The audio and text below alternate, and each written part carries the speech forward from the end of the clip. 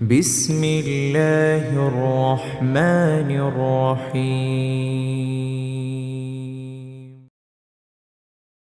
Semoga kesehatan, panjang umur selalu bersama dengan kita. Allahumma amin. Sallallahu alaihi Muhammad walhamdulillahi rabbil alamin. Amin. Wah, itu boleh tuh. Doa pakai bahasa Indonesia. Soalnya kata teman saya kalau misalnya doa harus pakai bahasa Arab itu, Ustaz. Enggak. Enggak juga kan? Bisa. Boleh kan? Misalnya kita doa nih, Ustaz, tapi dengan menggunakan bahasa kita dari hati kita gitu, dengan bahasa Indonesia. Tidak menggunakan salah satu ayat yang ada di Al-Quran. Apakah? Nggak apa-apa hukumnya? Kalau dalam Islam berdoa dimulai dengan memuji Allah dulu. Minimal sekali Alhamdulillah. Berarti kan segala puji dan puja buat Allah. Baru baca salam untuk Nabi Muhammad SAW. Kemudian silakan sampaikan hajatnya. Oke. Nah itu baru kita sampaikan di dalam bahasa Indonesia gitu ya. Tapi kalau sudah ibadah tertentu itu ditentukan waktunya, jenisnya, gerakannya, bacaannya, maka kita nggak ngubah. Kita menjaga kemurniannya. Sholat itu kan punya gerakan khusus, punya bacaan khusus. Oke. Ya, karena memang sudah begitu panduannya. Maka kita tetap baca dengan lafaz bahasa Arabnya. Nah kalau misalnya di akhir sholatnya dia kemudian menyampaikan doanya sendiri pribadi, boleh? Iya, boleh. Boleh ya? Tidak masalah. Iya kan? Setahu saya itu. Biasanya sih memang kalau sholat itu yang paling tepat dia menyampaikan sebelum sholat wajib. Oke. Makanya dalam Islam itu ada namanya waktu mustajab, waktu diterima doa antara azan dan iqamah. Jadi begitu azan, biasanya kan nunggu orang sholat sunnah, nah baru iqamah sholat. Nah ini waktu mustajab. Di sini kesempatan dia menyampaikan hajat dia. Sehari ada 5 kali waktu sholat, berarti 5 kali waktu dia bisa menyampaikan kebutuhannya.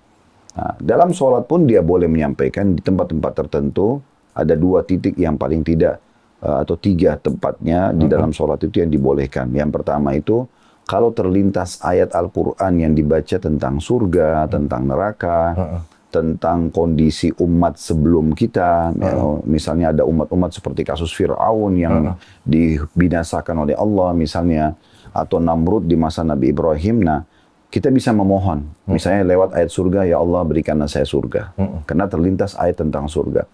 Tentang neraka, kita berlindung, ya Allah selamatkan saya dari neraka. Tentang umat-umat yang pernah dibinasakan, ya Allah jagalah keimananku, misalnya jangan sampai aku seperti Fir'aun, nah contoh.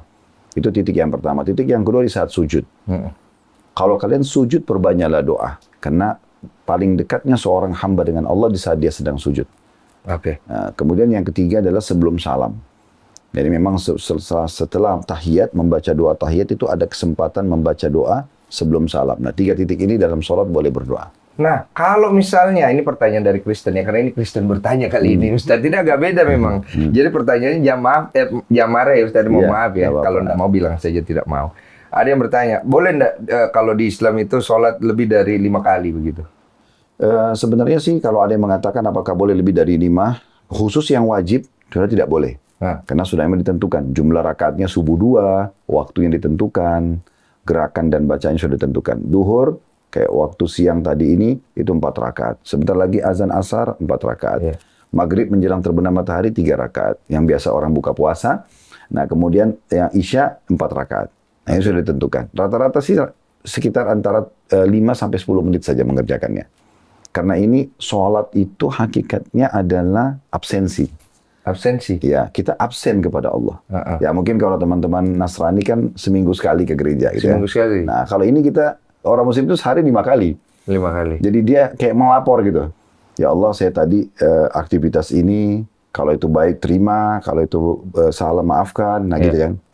Jadi kita terus absen. Jadi saya kadang-kadang sampaikan di kajian-kajian itu, sholat itu ibaratnya kita bisa rasionalkan kalau di perusahaan supaya mudah difahami.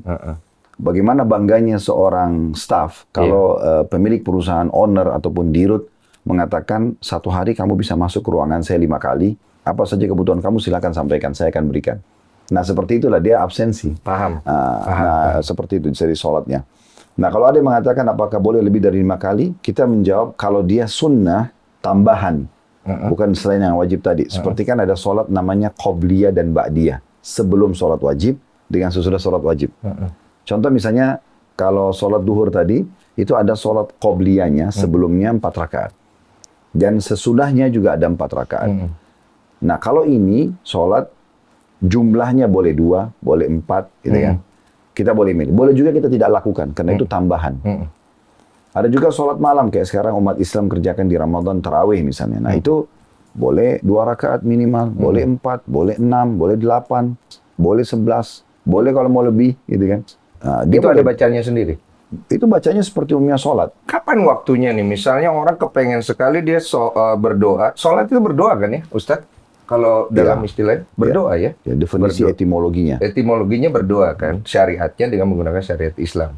Nah, kapan nih waktunya? Misalnya dia lagi gelisah nih hatinya, ini kayak teman saya nih, dia gelisah nih. Terus dia daripada nanti dia mengambil keputusan yang salah, tapi belum waktunya sholat wajib gitu. Dia pengen berdoa nih, berdoa gitu. Dia tinggal hadap kiblat. Hadap kiblat. Ya, tinggal memuji Allah, alhamdulillah. Baru dia baca salawat, wassalatu wassalamu ala rasulillah. Lalu dia sampaikan hajat. Sampaikan saja gitu. Kapan saja, doa itu boleh kapan saja. Oke, jadi tidak perlu ada rakaat-rakaatnya. Oh enggak. Tetap harus ada rakaat-rakaatnya. Enggak ada. Oh, nggak Kalau perlu. berdoa itu setiap saat. Oke. Sholat itu secara etimologi memang dia doa. Tetapi kan yang dipegangi dalam definisi terminologinya, istilahnya.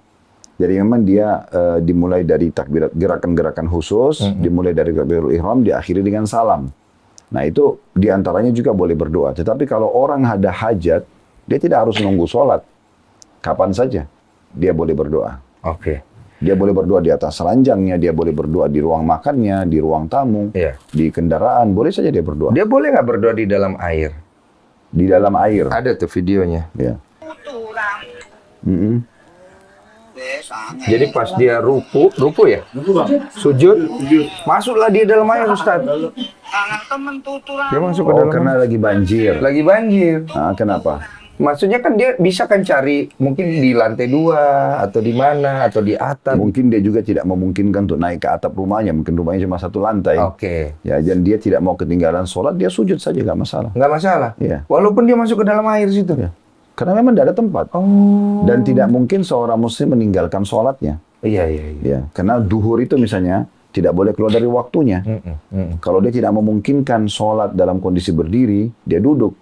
Tidak memungkinkan duduk, dia berbaring. Intinya tidak boleh meninggalkan sholat. Seperti misalnya orang sakit, dia nggak bisa sholat sambil berdiri. Dia bisa sholat sambil duduk. Oh, kayak di pesawat juga ada tuh kan? Iya betul. Iya. Di kereta api, Betul. misalnya di kereta cepat misalnya. Betul. Mungkin karena tidak ada waktu untuk dia transit keluar ke musola, dia boleh sholat sambil duduk. Atau kalau orang sakit, dia stroke, dia bukan berarti sakit harus tinggalkan sholat. Karena sholat itu rukun Islam, dia harus kerjakan. Maka dia sholat sambil dia berbaring, semampu dia gitu kan. Oke. Nah, Kalau ada bencana alam, Ustaz. Tapi waktunya sholat wajib, sholat maghrib lah misalnya. Bencana alam, Ustaz. jadi dia selamatkan diri, tidak apa-apa. Karena ada Ustaz yang dia rela mati, dia tetap sholat, itu kan ada itu Ustaz. Pandangan seperti Ya itu kan gimana? beda kasus antara orang yang sedang mengerjakan sholat dengan orang yang belum mengerjakan sholat, kan beda. Sekarang kalau yang tadi dimaksudkan adalah orang lagi sholat, kemudian terjadi gempa, dia mau lanjutin sholatnya, itu hak dia. Oke. Kan bisa saja karena kepatuhan dia sama Allah, Allah selamatin dari gempa. Karena yang datangkan gempa adalah Allah. Oke. Tapi kalau dia belum sholat dan terjadi gempa, oke, dia selamatkan diri dulu, kemudian dia baru sholat. Oke. Intinya sholat itu bagaimanapun kondisinya. Kalau waktunya sudah masuk, dianjurkan untuk dikerjakan. Oke. Kan gitu. Nah, tapi tadi kan ditanyakan, bagaimana kalau sedang terjadi gempa? Apakah boleh dia sholat atau dia tunda sholatnya? Nah, dua-duanya boleh. Oh, pilihan dia. Pilihan dia. Oke. Karena dia masih punya spare waktu kan. Masih ada spare waktu dalam arti kata, sekarang terjadi gempa. Mungkin gempa kan umumnya hitungan detik ya. Umumnya. Iya, pasti. Ya, pastinya mungkin setelah selesai agak reda, dia baru Banjir. kerjakan sholat. Betul. Oh ya, ada pertanyaan. Apakah Nabi Adam juga sholat dulu? Ya, semuanya sholat. Nah, kan Islam itu baru datang di eranya Nabi Muhammad. Nah, kan Nabi Adam jauh sebelum era itu ada. Nah, apakah Nabi Adam itu sholatnya juga dengan syariat Islam saat itu atau beda cara? Ya, jadi Ada yang dalam jelaskan? keyakinan umat Islam, tidak ada agama yang Allah turunkan kecuali Islam. Mau Nabi Adam, mau Nabi Idris, Nabi Saleh, Nabi Shu'aib, Nabi Ibrahim, Ismail, Ishaq, Musa, Semua. Isa, Sulaiman, Daud, Isa, Muhammad, semua alaihi wassalam ini agamanya cuma satu, Islam. Jadi Nabi Muhammad itu bukan bawa ajaran baru. Beliau cuma melanjutkan estafet nabi-nabi sebelumnya. Jadi memang Allah mengatakan dalam surah Al-Imran ayat 19, surah nomor 3. Al-Imran itu artinya keluarga Imran. Imran ini ayahnya Maryam alaihissalam. Jadi memang diceritakan tentang keluarga yang mulia ini gitu ya, karena mereka memang keluarga baik dari Bani Israel. Nanti dari Imran lahirlah Maryam, dari Maryam lahirlah Isa gitu kan. Iya. Allah kekalkan nama surah sendiri. Nah, dalam surah Al-Imran ayat 19 Allah menyebutkan inna dina indallahil Islam. Agama di sisi Allah itu hanya satu, Islam saja. Jadi belum pernah dikenal ada agama profetis lain dalam keyakinan umat Islam kecuali Islam. Nabi Muhammad SAW bersabda begini, perumpamaan aku dengan nabi-nabi sebelumku itu ibarat seperti sebuah bangunan. Bangunan ini dikelilingi oleh orang-orang dan mereka semuanya memujinya. Betapa indahnya bangunan tersebut. Dan mereka menemukan ada satu batu bata yang belum ditaruh. Dan mereka mengatakan, kalau satu batu bata yang diletakkan maka sempurnalah bangunan ini. Kata Nabi Muhammad SAW, akulah satu batu bata itu. Jadi sebenarnya beliau hanya melengkapkan, bukan membawa ajaran baru. Jadi judul agama cuma satu, Islam. Biasanya berbeda di peraturan-peraturan dan hukum. Ada yang kadang-kadang Nabi diberikan satu hukum, seperti contoh pengikutnya Nabi Musa dalam surah Al-Baqarah, surah nomor 2 dalam Al-Quran. Itu disebutkan kalau mereka melakukan dosa besar, maka salah satu bentuk taubatnya mereka bunuh diri. Ya, itu dalam Al-Quran diceritakan seperti itu. Nah, kalau datang syariat Nabi Isa dalam kitab Injil, digambarkan juga, hukum itu terhapus. Jadi taubat tidak perlu lagi untuk diri mereka. Dalam syariat Nabi Muhammad juga sama. Tetapi judul agamanya tetap sama, diyakini itu adalah agama Islam. Makanya semua orang Muslim kalau ditanya, bagaimana menurut tentang Nabi Isa? Kita mengatakan dia Nabi Allah. Dan tidak mungkin ada yang memungkiri. Kalau ada yang memungkiri, dia dianggap kafir. Karena salah satu rukun Islam adalah beriman kepada semua rasul-rasul. Nah, karena mereka itu dianggap satu kesatuan dan estafet kenabian, agama itu terus berjalan. Ini kan kalau Nabi Adam ini, dia kan agamanya Islam, kalau saya tangkap, dia mengacu kepada arti hakikat daripada Islam itu sendiri, yang artinya tunduk taat dan berserah diri kepada Allah. Artinya dia mengakui Allah itu Tauhid, Allah itu Esa, dia tahu Allahnya siapa, dan kemudian dia tundukkan. Nah, cuma kan bahasanya kan beda pasti. Kalau bahasanya pada saat Nabi Adam itu, apakah sudah bahasa Arab, atau dia menggunakan bahasa-bahasa apa sih kalau Nabi Adam dulu ya? Gitu loh maksudnya. Nah, jadi sebenarnya tidak ada masalah dengan bahasa. Iya kan? Mau dia orang dari suku mana, bahasanya apa. Karena panduan agama itu satu. Jadi yang halalnya jelas, yang haramnya jelas, yang perintahnya jelas, larangannya jelas. Jadi mau dia orang dari orang bule, orang Melayu, orang Arab, sama saja. Tidak harus mengganggu soal bahasa itu. Berarti selama tunduk taat dan berserah diri kepada Allah, berarti dengan sendirinya sudah masuk ke dalam Islam. Jadi tergantung sebenarnya sih. Tergantung. Karena memang ada syarat-syarat untuk masuk ke dalam agama Islam. Salah satunya adalah syahadat. Syahadat gitu ya? Syahadat. Jadi tidak bisa orang hanya mengatakan, oh saya menyerahkan diri kepada Allah berarti saya sudah Muslim. Dia cuma masuk ke definisi etimologi itu. Etimologi masuknya. Padahal sebenarnya ada terminologi yang jadi patokan. Terminologi itu. Jadi memang dia harus mengucapkan syahadat. Baru dia masuk Islam. Baru dianggap dia sebagai seorang Muslim. Tujuannya apa, Ustaz? Kalau boleh tahu. Apakah Jadi, ini sebuah aturan yang password memang... itu ya. Kayak password gitu ya? Password. Jadi mungkin gini, kalau orang supaya lebih gampang orang masuk ke perusahaan itu sebenarnya syaratnya harus menyerahkan CV, ijazah, gitu-gitu kan. Itu kan syaratnya banyak. Tapi dalam Islam itu tidak seperti itu. Cukup ikrarkan dengan 2 kalimat syahadat sudah dianggap sebagai seorang Muslim. Seorang Muslim ya. Kalau orang tuanya dia Muslim, anaknya otomatis Muslim. Dari mana kita bisa tahu anak ini Muslim? Atau hanya berdasarkan orang tuanya Muslim saja? Ataukah ada hal lain yang bisa, maksudnya mungkin kayak diazanin ya? Ada yang bilang, karena dia diazanin, makanya dia Muslim gitu. Enggak, bukan. Memang keturunan. Keturunan? Iya. Bagaimana kalau dia bapaknya Kristen, ibunya Islam? Anaknya ikut siapa? Anaknya ikut Islam. Jadi berarti dia Muslim dia. Oh gitu? Ya kan dia ikut siapa sekarang? Jadi ada sebuah hadis Nabi Muhammad SAW itu, kullu mauludin yuladu alal fitrah. Semua bayi lahir dalam keadaan fitrah. Fitrah artinya mengenal Tuhannya. Fa abawahu yuhawwidanihi, nanti kedua orang tuanya menjadikannya Yahudi, kalau orang tuanya Yahudi. Au yunassirani, atau menjadikannya Nasrani kalau orang tuanya Nasrani. Au yumajjisani, atau menjadikannya Majus, penyembah api, penyembah patung. Nah, tergantung begitu. Tapi dalam keyakinan seorang Muslim, semua orang yang lahir dalam keadaan fitrah, artinya dalam keadaan Islam sebenarnya. Nanti dia berubah ikut orang tuanya. Oke. Nah, seperti itu kalau gambaran dalam Islam. Nah, kalau kasusnya kalau ibunya Muslim, bapaknya Kristen, anaknya jatuhnya Ya, nanti anaknya itu bisa ditanya. ditanya. Ditanya anaknya itu, dia ikut agama apa? Perlu syahadat nggak tuh anak? Kalau dia ikrarkan, oh enggak, saya ikut misalnya orang tua yang Kristen. Ya udah, berarti dia kalau mau nyatakan dirinya Islam, dia syahadat. Oke, kalau dia ikrarkan itu. Ya, tapi kalau dia bilang enggak, saya Muslim, ya dia enggak perlu syahadat. Oh, nggak perlu syahadat. Heeh. Nah, ini menjawab kasus dia. Iya benar, bapaknya Kristen, ibu Muslim. Dan lu pilih Islam itu dari kecil. Oh, lu tidak sempat Kristen. Berarti lu langsung itu. Berarti beliau tidak perlu syahadat lagi ya, Ustaz ya? Perlu. Karena rencananya mau syahadat langsung. Dia rencananya kebetulan harus Berdua syahadat. santai. Masih Kristen bertanya. Iya. Nah, kita bahas tentang syahadat ya, kemarin cukup ramai. Ada salah satu kawan lah, dia bersyahadat gitu. Nah, kemudian dia bersyahadat itu, apakah dengan syahadat ini sudah membulatkan dia menjadi seorang Muslim? Kalau tadi kan yang kita tangkap syahadat ini adalah paspor masuk ke Islam. Tapi untuk menjadi seorang Muslim, apakah dia sudah menjadi seorang Muslim? Sudah. Sudah. Syahadat sudah jadi Muslim. Sudah jadi Muslim. Dan semua yang baru mengucapkan syahadat dalam Islam diistilahkan dengan mu'allaf. Mu'allaf. Mu'allaf itu artinya orang yang hatinya masih lunak.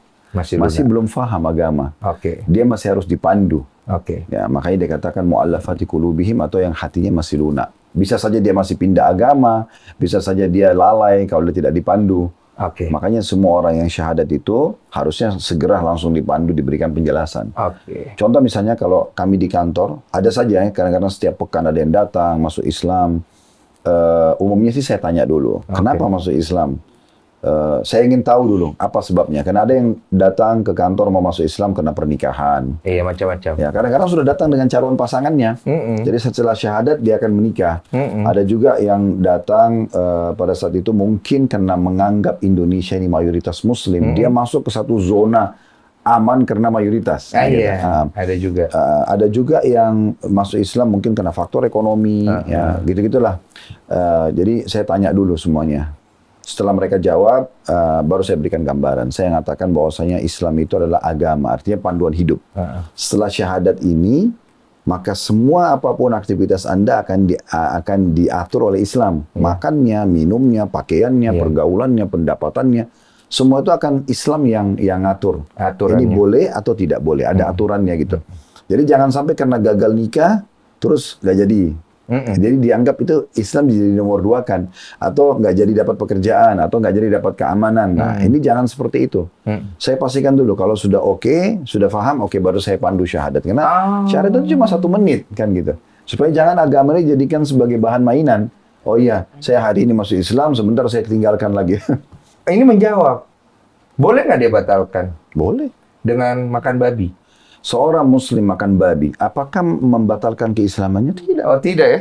Makan babi, minum khamr, minuman keras, dia main judi, sama. Sama ya? Artinya dia berdosa, tapi tidak membatalkan keislaman. Iya. Jadi bagaimana cara dia membatalkan keislamannya? Dia di kondisi dia nyatakan, sebagaimana dia ikrarkan syahadat, dia mengatakan, saya batalkan keislaman saya. Nanti dia dihakimi masa? Enggak dong, kan itu negara demokrasi. Demokrasi Nggak kan bisa, berarti masanya nggak paham. Itu hak orang, nggak bisa. Berapa banyak di Indonesia orang yang tadinya masuk Islam kemudian murtad, dia keluar lagi, tidak ada yang mungkin sebagian netizen yang mengklaim dia, tapi kalau adakah di antara ulama yang berbicara? Tidak. Coba cari tokoh agama yang menghardik dia. Nggak akan ditemukan. Tokoh agama, karena tokoh agama kan paham. Iya, yang manusia di bawah ini, Pak. Loh, gini, caranya hidup supaya tenang. Iya. Jangan semua komen orang kita mau tanggapin. Artinya gini, komen, kita lihat positif negatifnya. Iya. Kalau ada yang mau menanggapin negatif, kita punya 2 opsi. Tidak ditanggapin atau kita tanggapin, terima kasih ya masukannya, selesai. Ya, kita tidak usah terlalu larut dalam poin-poin seperti ini. Itu kan cara menghadapi media kita di masa sekarang. Nah, kalau kita selalu mau terhanyut dalam semua komen yang ada, ini jadi masalah juga ini. Bisa nggak tidur nanti. Oke, ini ada pertanyaannya adalah, bagaimana kalau orang ini, dia itu sendiri sudah mualaf.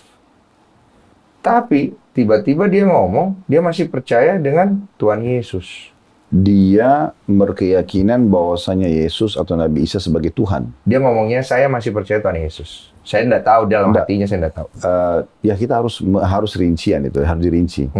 Karena memang dia sekarang maksudnya saya setelah masuk Islam, saya tetap yakin Nabi Isa itu adalah Nabi atau anak Tuhan. Keyakinan begitulah, itu masih ada dalam jiwa saya.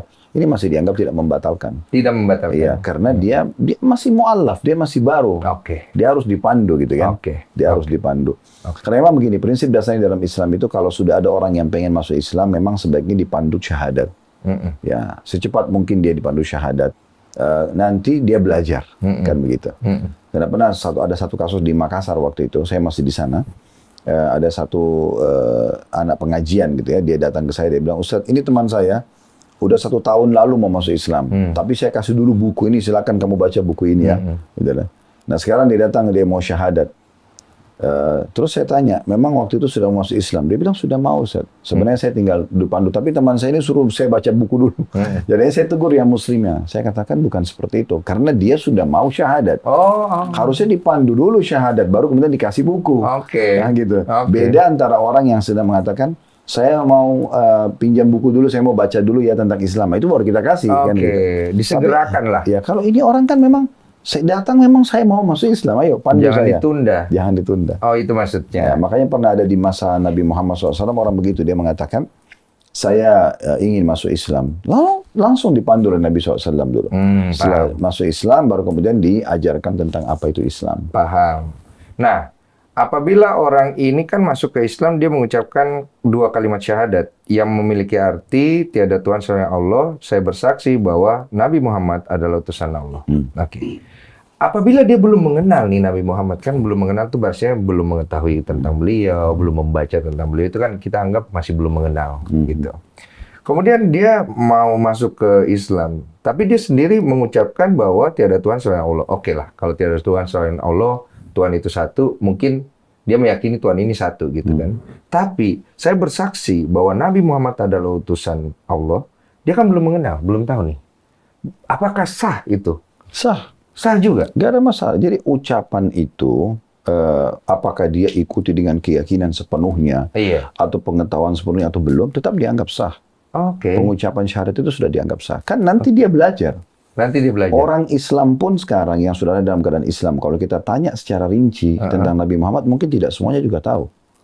Karena pada banyak yang nggak tahu. Karena kehidupan beliau yang berlalu 63 tahun itu kan sebuah sejarah hidup yang panjang. Iya betul. Iya, saya pun menyampaikan episode tentang sejarah Nabi Muhammad itu hampir 50 episode. Banyak. Satu episode itu sekitar 2 jam. Iya.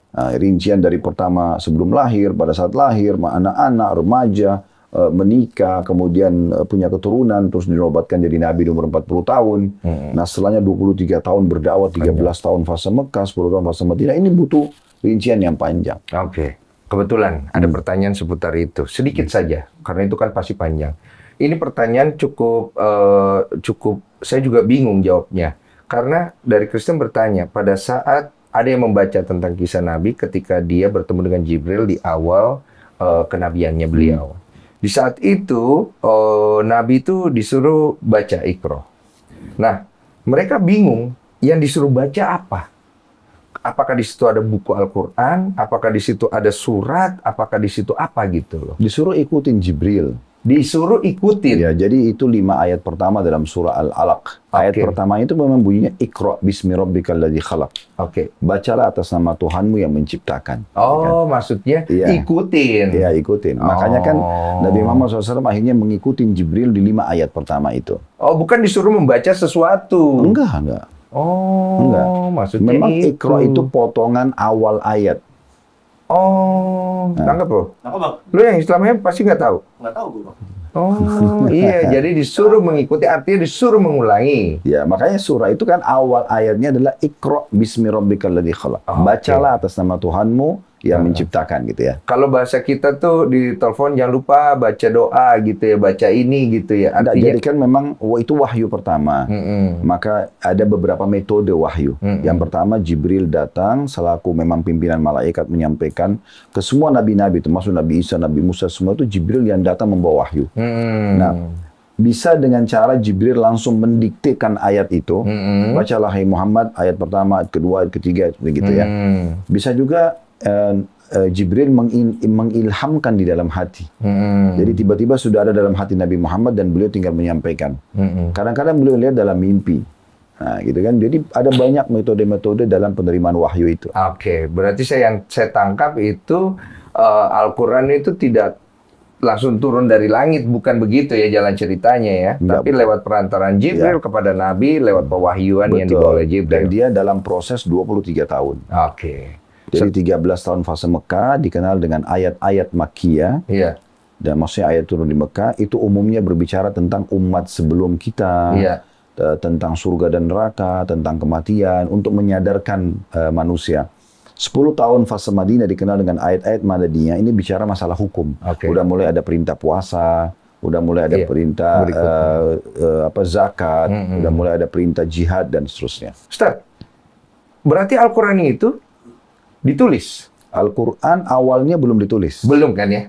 Oke, awalnya. diturunkan dulu. Kapan itu akhirnya ditulis jadi buku pertama gitu? Pasti kan ada begitu. Iya. Jadi awalnya itu waktu turun di masa Nabi Muhammad SAW, setiap turun Nabi kan mendiktekan ke sahabat. Nah mereka ada yang tulis di tulang-tulang, ada yang di kulit, segala macam.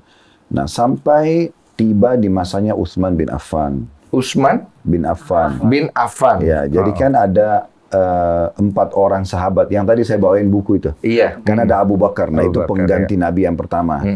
Kan Nabi Muhammad SAW ini meninggal, begini awal kisahnya. Awal Nabi hijrah dari Mekah ke Madinah itu dikenal dengan awal tahun Hijriah. Kita kan sekarang di 1440 sekian Hijriah kan.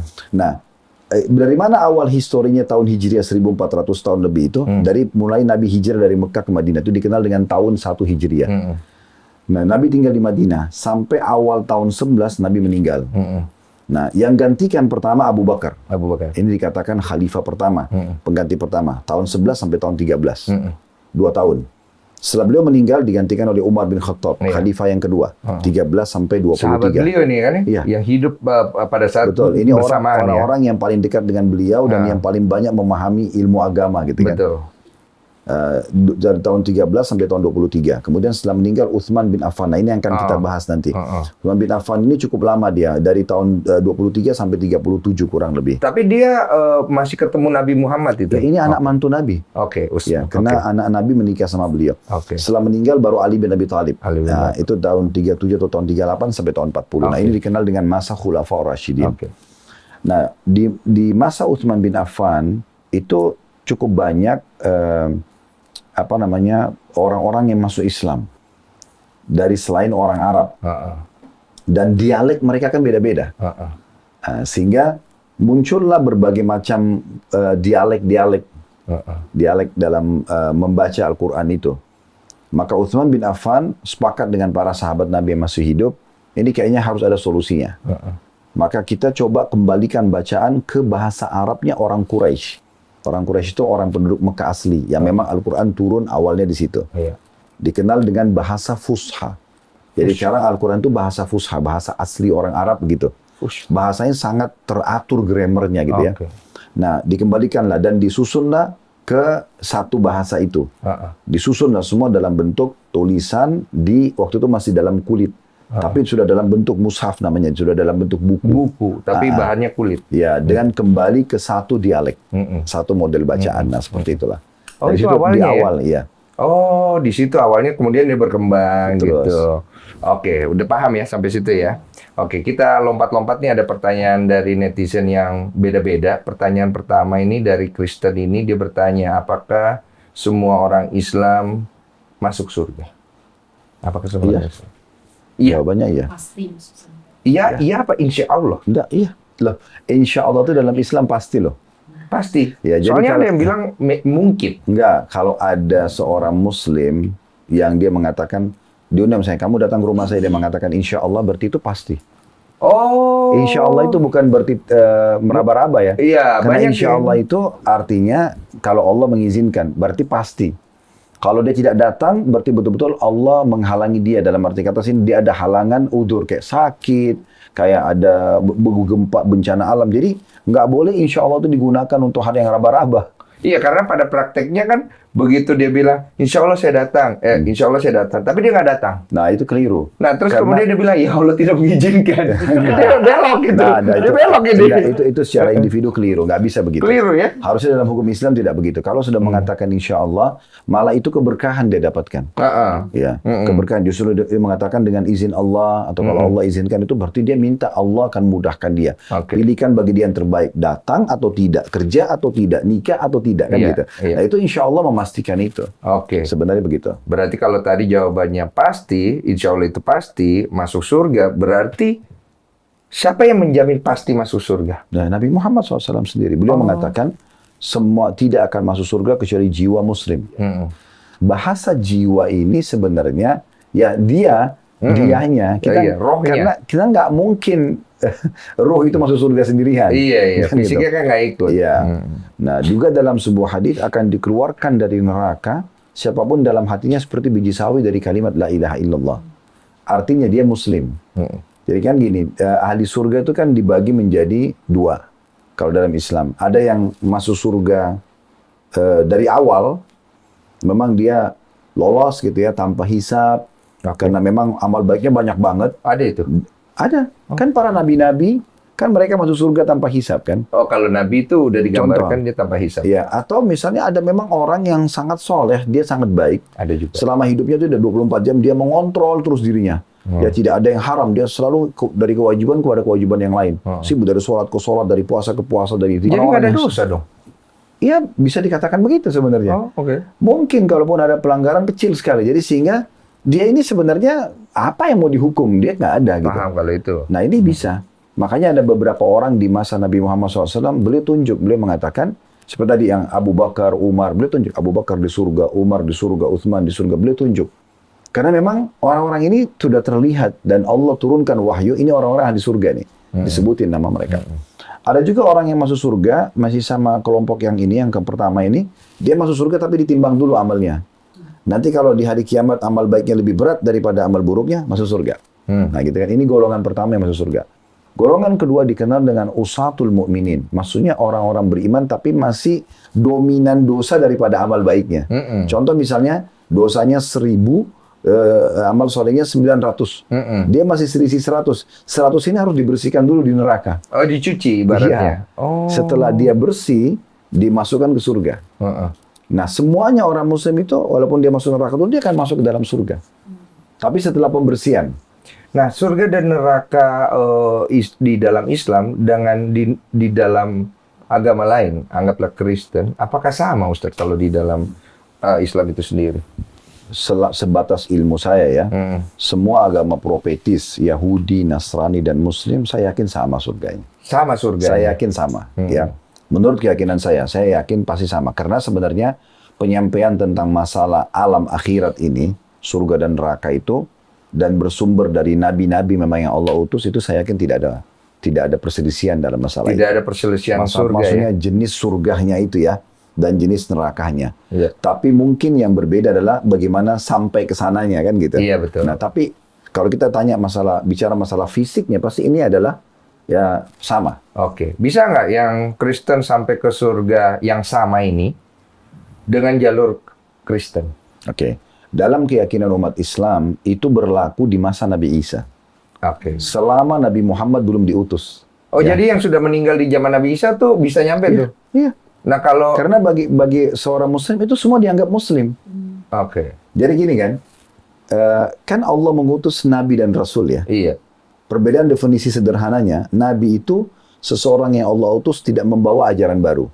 Dia hanya mengingatkan kaumnya apa yang disampaikan Nabi dan Rasul sebelumnya. Kalau Rasul itu membawa ajaran baru, tapi agamanya satu, tetap Islam gitu. Dia membawa syariat baru, hukum baru yang menghapus syariat sebelumnya. Nah gitu. Nah contoh misalnya, Nabi Isa dalam keyakinan umat Islam dia Rasul. Semua Rasul pasti Nabi. Tidak semua Nabi itu Rasul. Oke. Karena Rasul ini lebih tinggi kedudukannya. Kalau Nabi hanya sekedar mengingatkan kaumnya apa yang disampaikan sebelumnya gitu ya. Oh, berarti masuknya Rasul ya? Ya, Rasul Ibrahim itu Rasul juga Iya masuknya. dong. Oh, oke. Nah, kalau Rasul ini lebih tinggi karena dia Semua rasul pasti nabi, karena rasul ini membawa syariat baru. Oke. Dari 124.000 nabi yang Allah utus, itu 313 rasul, sedikit sekali rasul itu. Iya. Nah, saya kasih contoh supaya lebih mendekatkan, karena ini panjang kalau mau dibahas. Iya. Nabi Isa alaihissalam adalah seorang rasul dalam keyakinan seorang muslim. Artinya dengan datangnya Nabi Isa dan turunnya Injil, syariat Nabi Musa dihapus. Taurat diyakini pernah turun, Nabi Musa pernah diutus, tapi tidak berlaku lagi isi Taurat, karena sudah dihapus oleh Injil. Itulah fungsi Rasul. Dia membawa kitab baru, dia menghapus hukum kitab yang sebelumnya. Tapi tetap diyakini harus ada. Nah gitu ya. Nah Nabi Muhammad SAW juga seorang Rasul. Makanya waktu beliau datang, isi daripada Injil dan Taurat sudah diganti dengan Al-Quran. Tapi tetap diyakini Nabi Isa pernah diutus, Injil pernah turun. Nah gitu. Diganti apa digenapkan? Enggak. Secara hukum sudah diganti. Oke.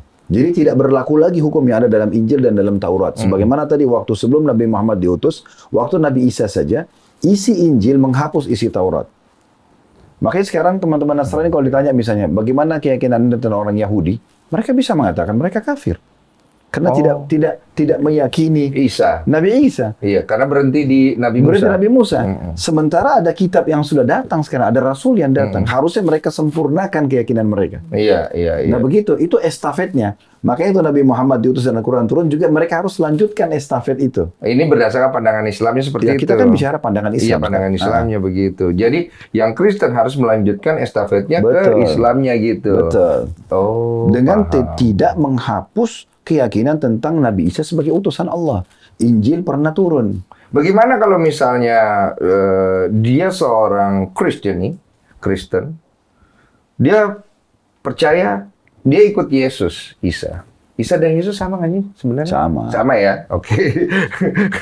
Terus dia pindahlah ke Islam berdasarkan keyakinan ya, pengetahuan dia masuk Islam. Tapi dia tetap mau ikut Yesus di situ. Berarti dia nggak pindah itu namanya. Kan dia ikut Rasulnya, Yesus, Isa. Jadi gini, seorang Muslim tetap meyakini kerasulan Nabi Isa. Itu dulu dipegangi. Iya betul. Iya, tetapi dia sempurnakan dengan datangnya Nabi Muhammad. Oke. Penyempurnaan gitu kan. Dan setelah dia masuk Islam, yang dia terapkan sebagai hukum harian dia, itu isi Al-Quran. Tetap diyakini Injil turun, kan gitu. Tapi ya dia sudah sholat, dia puasa. Sudah sholat, ya. Ya mungkin ini dalam Injil tidak ada kan gitu, atau berbeda. Nah itu baru Muslim namanya. Kalau dia mengatakan saya masuk Islam, tapi saya tetap berpegang bacanya Injil, saya tetap menerapkan hukum Injil, saya tidak mau pegang Al-Quran, ini belum dikatakan Muslim. Betul. Ya udah dia sama aja, dia tetap yakin. Makanya dalam sebuah hadits begini, kata Nabi SAW, siapa yang mengucapkan asyhadu an la ilaha illallah wahdahu la syarikalah. Saya bersaksi tidak ada Tuhan yang berhak disembah kecuali Allah dan tidak ada sekutu bersamanya. Wa anna Muhammadan abduhu wa rasul, dan Nabi Muhammad adalah utusan hamba dan utusan Allah. Wa anna Isa abdullahi wa rasuluh, dan Isa adalah hamba Allah dan utusannya. Jadi dia selain yakin Allah, dia yakin Nabi Muhammad Nabi, dia juga yakin Isa adalah utusan Allah, dan juga dia yakin bahwasanya kalimat yang dilontarkan oleh Jibril kepada Maryam, ya bahwasanya engkau akan hamil, nanti itu adalah tiupan ruh dari Allah, dan itu benar. Serta juga Isa adalah ruh dari Allah yang ditiupkan secara langsung. Surga itu benar, neraka itu benar, maka dia akan masuk surga sesuai dengan amal yang dia kerjakan. Jadi memang orang kalau syahadat sebenarnya dia tidak akan mungkin berpisah dengan Nabi Isa. Tidak ada muslim yang berpisah dengan Nabi Isa. Cuma kan ada yang mau sekali dia, karena dia sudah percaya sekali di Kristen tentang Isa Yesus itu itu sendiri. mungkin kalau betul dia awal masuk Islam, mungkin karena belum mempelajari banyak tentang Islam. Sehingga munculnya persepsi ini seakan-akan, saya mau lebih cinta Nabi Isa daripada Nabi Muhammad. Sebenarnya tidak perlu ada ini. Tidak perlu ada pembedaan ini, karena dalam Islam Nabi Isa tetap dicintai, dimuliakan. Tidak ada orang muslim yang membenci Nabi Isa. Kalau ada muslim mengatakan Isa bukan Nabi setelah masuk Islam, atau dia mengatakan saya cuma Nabi Muhammad saja, dia tidak mau yakini Isa sebagai Nabi, itu bisa kufur. Dalam Islam bisa keluar dari Islam. Karena 6 rukun Islam itu wajib. Iman kepada Allah, iman kepada malaikat, kitab-kitab yang pernah turun, termasuk kitab Taurat kepada Nabi Musa, Zabur Nabi Daud, Injil Nabi Isa, Quran Nabi Muhammad SAW. Beriman kepada para Rasul. Harus diimani semuanya. Tentu tadi saya sebutkan 124.000 nabi di antara 313 rasul. Iya, Tapi rasul. yang wajib diketahui 25 nabi dan rasul. Ini karena nama mereka tersebutkan dalam Al-Quran. Nah di antaranya Nabi Isa. Jadi nggak boleh ada muslim mengatakan, saya kan muslim, saya tidak mau tahu tuh Nabi Isa. Nggak bisa. Oke. Nah, gitu. Beriman kepada hari kiamat, beriman kepada hari baik dan hari buruk. Jadi memang ini satu rangkaian. Satu rangkaian. Oke. Sebagai penutup pertanyaan dari umat Kristen, asik. Bagaimana kalau misalnya dia crossing, dia mualaf, tapi untuk urusan duniawi, misalnya biar nikah, biar banyak rezeki, biar terhindar dari masalah, dan lain-lain. Hukumnya? Nggak masalah. Nggak ada masalah ya? Karena Paten kali. Ya, karena Iya. hukum zahirnya dalam Islam itu yang dihakimi yang nampak. Dia syahadat nggak? Dia syahadat, udah, dia muslim. Masalah dalam hatinya dia nanti karena mau nikah saja, karena dia mau coba-coba saja, kena testimoni misalnya, atau dia mau meramaikan seremoni, itu urusan dia sama Allah. Tapi sebagai seorang muslim dan dalam agama Islam kita dianjurkan menghakimi orang secara zahir. Dia datang, dia syahadat, ya sudah. Masalah dia pura-pura, itu hukum dia sama Tuhan. Itu urusan dia sama Tuhan. Iya, bukan urusan kita. Dan tetap saja dia masih dinilai mu'allaf. Mu'allaf artinya orang yang masih lunak hatinya. Oke. Sebagai contoh misalnya, ada satu tokoh Mekah di masa Nabi Muhammad SAW namanya Abu Sufyan. Abu Sufyan ini awalnya benci sekali dengan Islam. Sampai akhirnya pasukan besar dari Madinah datang dan mengepung Mekah. Itu sekitar tahun 8 atau awal tahun 9 Hijriah. Kemudian karena 10.000 pasukan ini sudah sampai dan tidak bisa lagi mengelak gitu kan. Maka Abu Sufyan ini ketemu sama paman Nabi bernama Abbas. Lalu Abbas mengatakan, "Hai Abu Sufyan, lihat pasukan ini, begitu besar. Kamu tidak mungkin bisa menghindar dari pasukan ini. Ini besok pagi, ini sudah malam. Besok pagi ini akan masuk menguasai Mekah. Dan kamu tahu sendiri bagaimana kalau pasukan datang menguasai sebuah tempat. Itu mereka punya hak kausalitas. Mereka bisa membunuh, mereka bisa memaafkan, itu hak mereka. Jadi masuk Islam lah." Abu Sufyan pada saat itu dalam kondisi ketakutan dia. Dia mengatakan, baik, saya mau masuk Islam. Nah, dia pimpinan Mekah. Lalu diboncenglah di atas satu unta berdua sama Abbas paman Nabi, dibawa ke kemah Nabi. Ya Rasulullah, ini Abu Sufyan mau masuk Islam. Baik, silakan. Syahadatlah dia. Tapi dalam buku-buku sejarah disebutkan, dia masuk Islam masih dalam kondisi ketakutan. Bukan kena dalam hatinya gitu. Berjalan waktu, dia pulang, sudah masuk Islam dia. Kata Nabi Muhammad SAW kepada Abbas, biarkan dia pulang. Dan hai Abu Sufyan, sampaikan ke penduduk Mekah. Besok ini kalau pasukan kami masuk, ini pasukan sudah bersenjata semuanya. Siapa yang masuk ke dalam rumah Abu Sufyan, dia aman. Tidak akan diganggu oleh pasukan ini. Kata Abu Sufyan, tapi rumah saya Rasulullah kecil. Jumlah penduduk Mekah besar. Baik, siapa yang masuk ke dalam Masjidil Haram yang ada Ka'bah, dia aman. Kata Abu Sufyan, Masjidil Haram juga masih bisa nampung semua penduduk Mekah. Maka kata Nabi SAW, kalau begitu siapa yang masuk menutup pintu rumahnya, nggak ikut-ikutan, dia nggak mau menyerang pasukan muslimin, dia akan aman. Tidak akan diganggu hartanya, tidak akan diganggu fisiknya. Kata Abu Sufyan, ini lebih luas. Maka dia pun pulang ke Mekah. Dia sampaikan, wahai penduduk Mekah, saya sudah saksikan dengan mata kepala saya, Muhammad datang dengan pasukannya. Ini dikuasain Mekah, nggak bisa kita menyusun pasukan satu malam, nggak bisa gitu. Maka masuk Islam lah, gitu kan. Kita masuk aja dalam agama ini. Maka ada yang mau, ada yang tidak mau. Maka Abu Sufyan mengatakan, nah perintah dari Muhammad, siapa yang masuk ke dalam rumah Abu Sufyan dia aman. Siapa yang masuk ke Masjid Haram dia aman, siapa yang tutup rumahnya dia aman. Maka penduduk Mekah semuanya memilih menutup pintu-pintu rumah mereka, ada juga yang ke rumah Abu Sufyan, ada juga yang ke Masjid Haram. Intinya begitu. Besok pagi pasukan masuk. Semua yang tidak melanggar ini tidak ada diganggu. Nggak diganggu sama sekali. Dan biasanya kalau dalam peraturan perang itu kalau pasukan sudah masuk berarti kan dikuasai tanpa perlawanan. Itu jadi milik semuanya kan. Jadi milik orang yang menyerang. Maka Nabi Muhammad SAW kumpulin mereka semua di Bukit Sofa lalu mengatakan kepada pimpinan-pimpinan Quraisy, kira-kira apa yang akan saya lakukan pada kalian? Menurut kalian setelah menang seperti ini bagaimana? Lalu mereka mengatakan, hai Muhammad, engkau adalah saudara kami, engkau adalah orang yang dermawan, engkau yang baik. Dan mereka memuji Nabi. Kata Nabi SAW, ketahuilah, saya bebaskan kalian semua. Tidak ada harta rampasan perang, harta kalian tidak akan diambil, tidak ada tawanan perang. Semua bebas, semua kembali seperti biasa. Hanya saja wilayah Mekah ini kami kasih waktu 4 bulan. Kalau dalam 4 bulan ini ada yang masuk Islam, maka dia jadi penduduk Mekah. Kalau tidak, maka dipersilahkan untuk keluar dari Mekah. Nah, seperti itu. Itu awal mulanya ya? Iya. Makanya saya nggak bisa masuk tuh ke situ. Awal mulanya itu soalnya. Iya, itu harus ada passwordnya, syahadat dulu. Santai. Bukan maksudnya. Ini kalau orang mau masuk Mekah memang syahadat. Karena kalau tanpa syahadat juga dia rugi karena di situ itu mayoritas orang lagi ibadah. Terus dia mau buat apa di situ? Kan ada syuting film. Nggak bisa. Kalau di Mekah itu sangat sakral. Oh, boleh syuting tapi Islam. Makanya orang Islam pun kalau buat film, mereka buat miniatur Ka'bah. Mereka nggak ke Ka'bah langsung. Nggak ke Ka'bah. Karena nggak mungkin. Itu 24 jam orang tawaf, 24 jam orang berdoa. Kalau orang buat dokumentasi pribadi mungkin saya lagi depan Ka'bah gitu-gitu. Tapi kalau dia buat film nggak mungkin. Oh, berarti yang kita lihat Ka'bah itu miniatur ya? Iya, itu bukan asli. Berarti bagus ya, kita berasa kayak beneran ya. Iya. Oke, penutup ada? Penutup? Pertanyaan, oh iya, Umat. Pak Ustadz, Assalamualaikum Pak Ustadz. Waalaikumsalam. Baru Pak Ustadz, adakah nabi perempuan di dalam Islam Pak Ustadz? Nggak ada. Iya. Tidak ada, semua laki-laki. Kenapa ya Ustadz? Nggak ada yang perempuan Ya, itu hikmah Allah Subhanahu wa Ta'ala. Iya. Tapi di antara rincian para ulama, memang secara fitrah yang cocok jadi nabi itu laki-laki. Oh begitu. Ya, karena mendakwahi kaum, siap untuk dicaci maki, siap untuk diterik matahari. Perempuan kan harus pakai sunblock, harus pakai.